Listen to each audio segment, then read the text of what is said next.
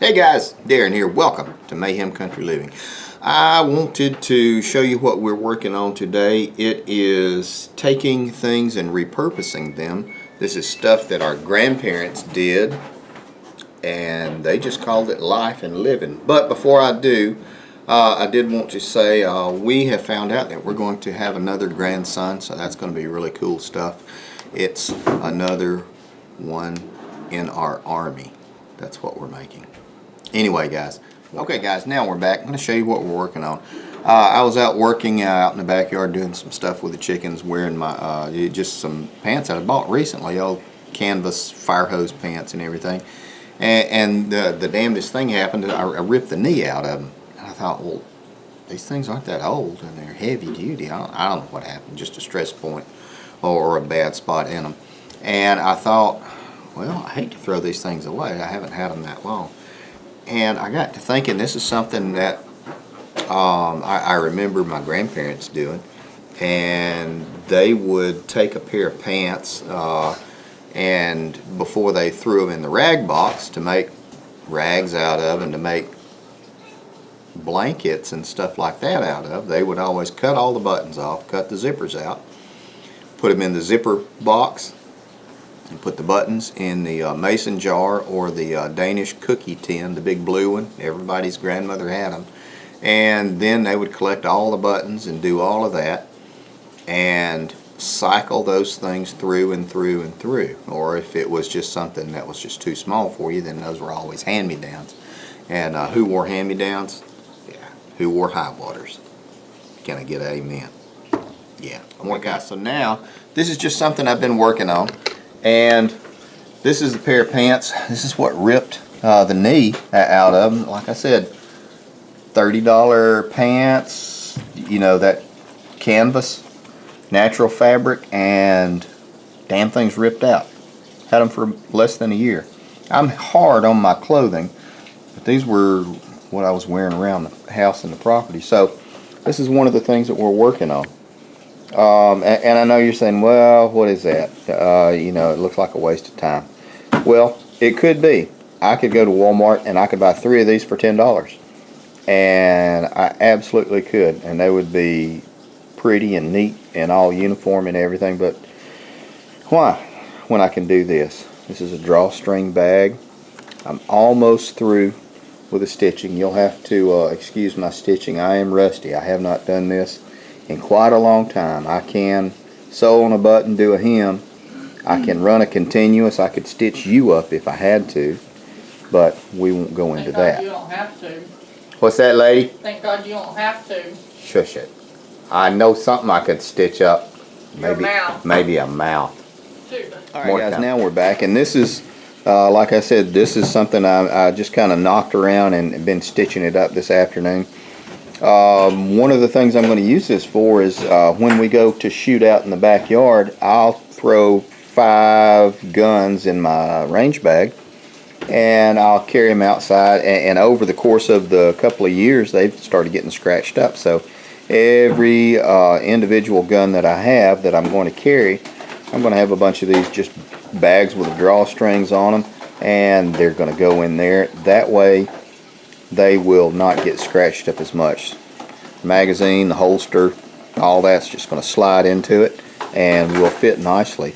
I'm not using thread on this one. I am using, I'm going to say this is 50-pound braided Berkeley Fireline. This is some old stuff that I've had. This is, in the previous videos, you've seen me use this to string up peppers and beans and stuff like that to dry out.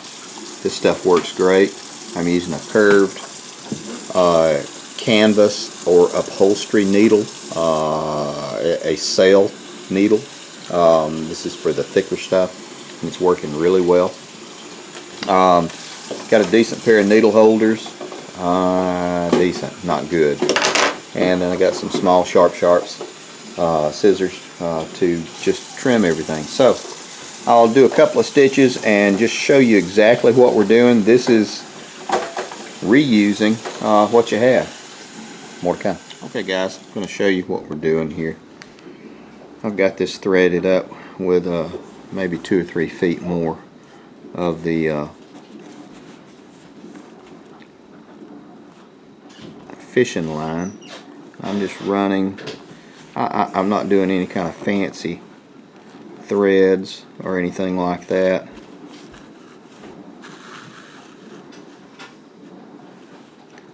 This is going to be the start of my run. This is past that seam, so I'm trying to put it through that same hole.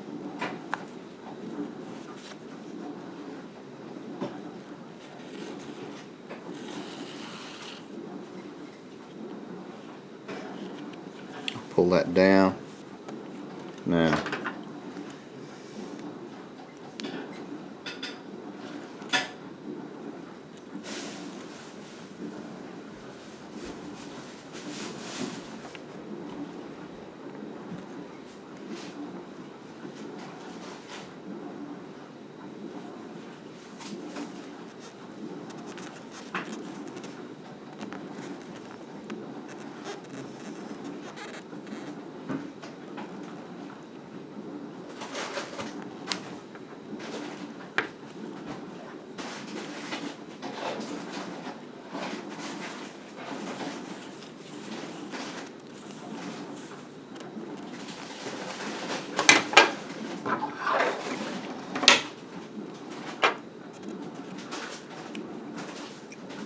there we go.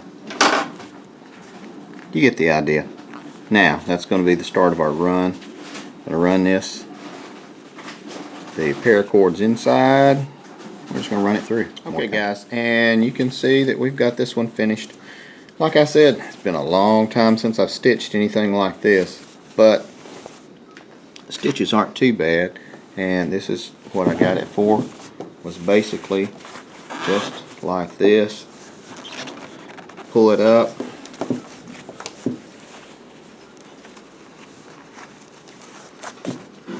tie it, put it in my range bag for when we take them out. Or you could put anything else you want to into it, but that is it. I am going to put a couple of stitches right here because that's where it would have frayed. I'll put a couple of loose loops in there just to reinforce it.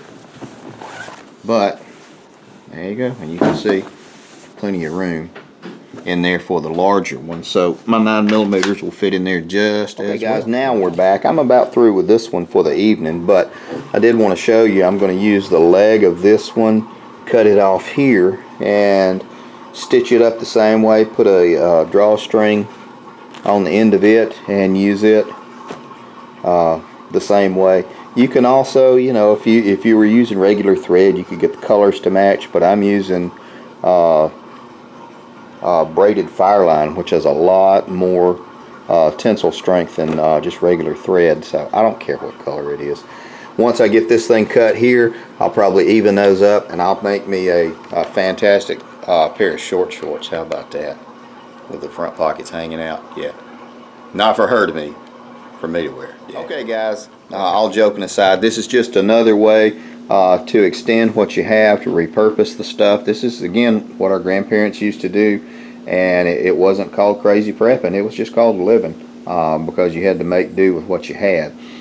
Scraps go in the rag box, and then the pieces and parts would make it into the quilts if your family did quilting. Otherwise it was going to be cut up and used. That's going to be about it for us for today. Thanks for watching, guys. Thanks for subscribing. In just a second, you're going to see a picture of my ugly mug pop up on that side of the screen. My beautiful wife as well. And on the opposite side will be some videos. If we are indeed your brand of wacky, don't forget to hit that button, poke it somewhere, you'll see it, to subscribe and receive notifications. Take care, you people.